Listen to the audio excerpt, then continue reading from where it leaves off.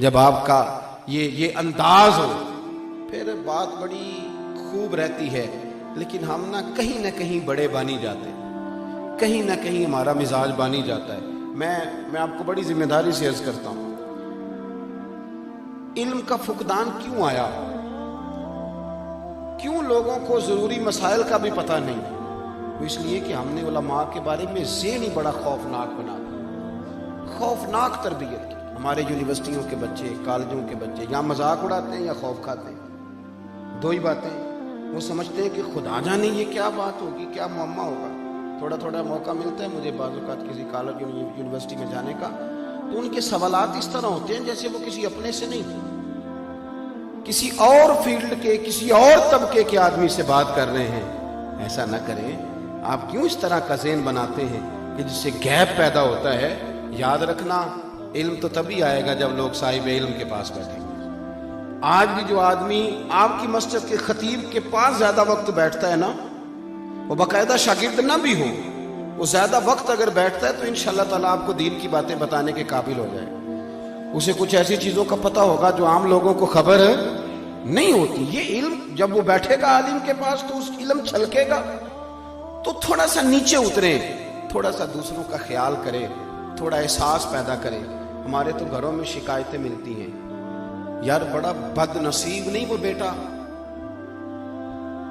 بڑا بد نصیب نہیں، جس کا باپ کہتا ہے کہ میں تو اس سے بات کرتے ہوئے ڈرتا ہوں، اس کی ماں کہتی ہے کہ ڈر لگتا ہے پتہ نہیں کہاں سے بولے گا۔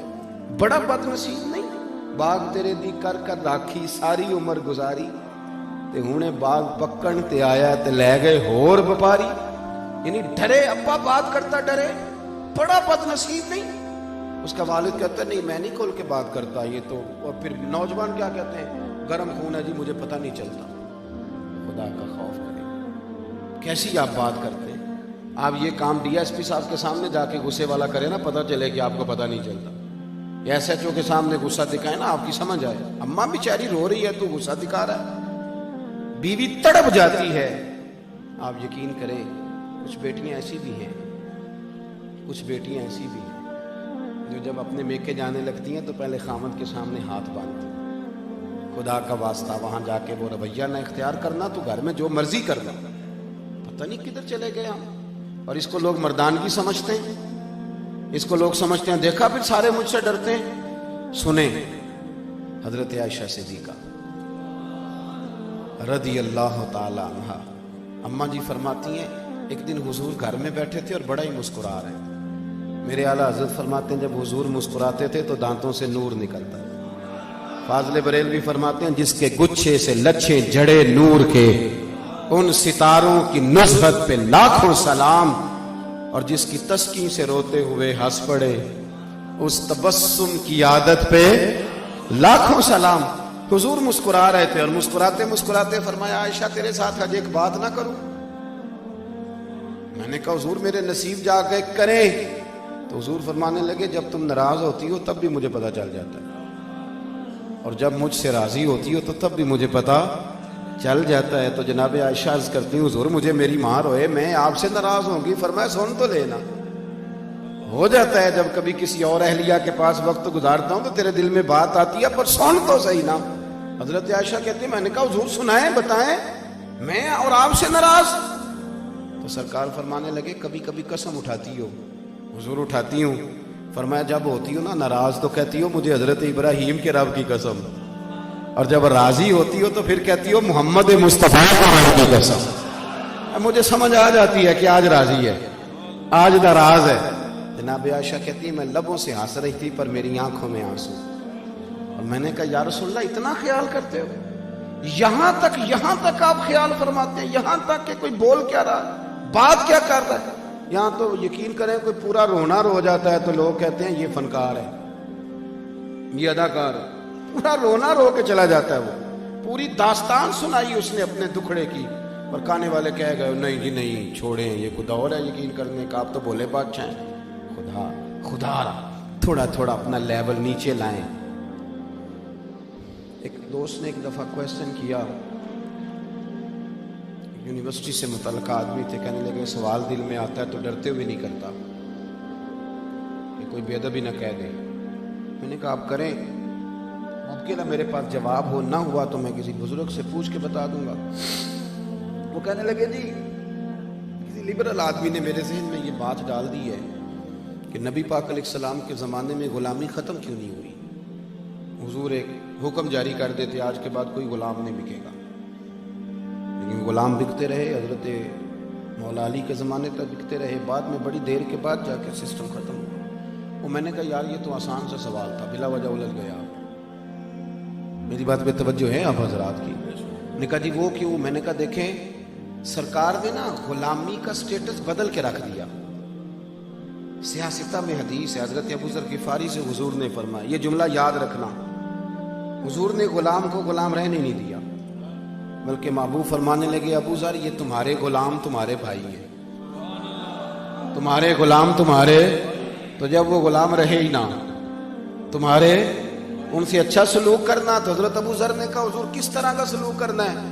تو حضور فرمانے لگے جس طرح کا خود کھانا اسی طرح کا انہیں بھی کھلانا, جس طرح کا خود پہننا اس طرح کا انہیں بھی پہنانا. اور فرمایا ان کی طاقت سے زیادہ انہیں کام نہ بتانا, اور اگر کبھی ایسا کام بتا لو تو پھر اس کام میں ان کی مدد بھی کرنا.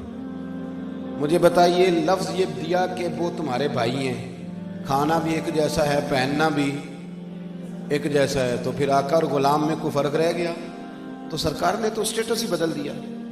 ہمارے ہاں آج بھی لفظ بولا جاتا ہے کہ یہ 2 روٹیاں ڈرائیور کو بھی دے آؤ, بڑے مہذب طبقے میں, اور جو بڑی بات کر رہے ہوتے ہیں انسانی حقوق کی, بڑے بڑے لمبے لیکچر دے رہے ہوتے ہیں اور سیمینار ہو رہے ہوتے ہیں, اور جناب وہ کہہ رہے ہوتے ہیں کہ جناب میں نے ویلفیئر ایسوسی ایشن بنائی ہوئی ہے اور کئی ملکوں میں میرا کام ہے.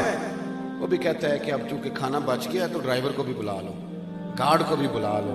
اور میرے رسول پاک نے تو فرمایا جیسا خود کھانا ویسا انہیں کھلانا. مولا علی شیر خدا کرم اللہ تعالی وجہ الکریم کا غلام کہتا ہے کہ شیر خدا مجھ سے فرمانے لگے چل بازار چلیں خریداری کر لیں. کس کو؟ اپنے غلام کو. غلام کہتا ہے میں ساتھ چلا گیا. جب مارکیٹ گئے تو حضرت علی نے 2 جوڑے خریدے, ایک مہنگا ایک سستا. طے بات تھی مہنگا آقا پہنے گا اور سستا غلام پہنے گا. کہتے وہ دونوں جوڑے ڈالے لفافے میں, تھیلے میں, جو اس دور کا طریقہ تھا. فرماتے ہیں وہ لے کر کے آ رہے تھے, رستے میں وہ چوک آ گیا جہاں سے مولا علی نے اپنے حجرہ نور میں جانا. میں نے اپنے گھر جانا تھا تو کہنے لگے پتر لا میرے والا مجھے دے دے. پکی بات تھی, میں نے وہ مہنگا جوڑا نکالا اور حضرت علی کی طرف بڑھایا تو فرمانے لگے یہ تو نہیں نا میرا, اور میرا تو دوسرا ہے. کہنے میں نے ایک لاجت پیش کی, ایک فلسفہ بیان کیا. میں نے کہا حضور آپ مہنگا پہنے, آپ آقا ہیں, اور میں سستا پہنتا ہوں چونکہ میں غلام ہوں. تو حضرت علی چونکہ عالم تھے نا اور مدینہ العلم کے دروازے تھے نا, تو شیر خدا نے کیا شاندار بات کی. پہلے وہ دلیل جو فلسفہ بیان کیا تھا اس کو توڑا. حضرت علی فرمانے لگے پتر تو یہ فلسفہ نہ بیان کر کہ میں آقا ہوں تو غلام ہے, تو میرے والا فلسفہ بیان کر. حضور آپ کا کیا ہے؟ فرمانے لگے تو مجھے دینا سستا اس لیے کہ میں بوڑھا ہوں, اور تو پہن مہنگا اس لیے کہ تو جوان ہے. وہ شخص کہتا ہے جوڑا تو مجھے مہنگا دے گئے, وہ چلے تو گئے, لیکن ساری زندگی اس بات کی روشنی نے مجھے مزے میں رکھا, اس کی لذت میں اپنے دل میں محسوس کرتا رہا. تھوڑی تھوڑی مہربانی فرمائیں. یہ جو چیزیں تیزی سے آ گئی ہیں ہمارے اندر, تیزی سے اس کو بھگائیں. لالچ بھی ایک میل ہے. اگر آپ کو لگ جاتا ہے نا کہ اتنی دیہاڑی روز لگانی ہے تو پھر آپ کو بے سکون کر دے گا یہ کام. حضور نے فرمایا ہے قناعت میں عزت ہے اور لالچ میں ذلت ہے. پھر آپ بے سکون رہیں گے. وجہ یہ ہوگی کہ وہ اندر چونکہ عادت پڑ گئی ہے کہ اتنے 1000 روز آنا چاہیے, آج وہ نہیں آیا تو وہ تکلیف دے رہا ہے. تو بجائے اس کے کہ ہم خارجی چیزوں پر بہت زیادہ توجہ رکھیں, کچھ تھوڑا اندر پر بھی خیال فرمائیں. اقبال کہنے لگے اپنے من میں ڈوب کر پا جا سراغ زندگی, تو اگر میرا نہیں بنتا نہ بن, چل اپنا تو بن, اپنا تو بن, اپنے اوپر ہی مہربانی کر. قرآن مجید نے ہمیں کہا کہ محبوب تلاوت کریں گے اور تمہاری باطن کی ساری بیماریاں دور فرما دیں گے. دعا یہ ہے کہ اللہ نہ ہمیں کسی بھی طریقے محبوب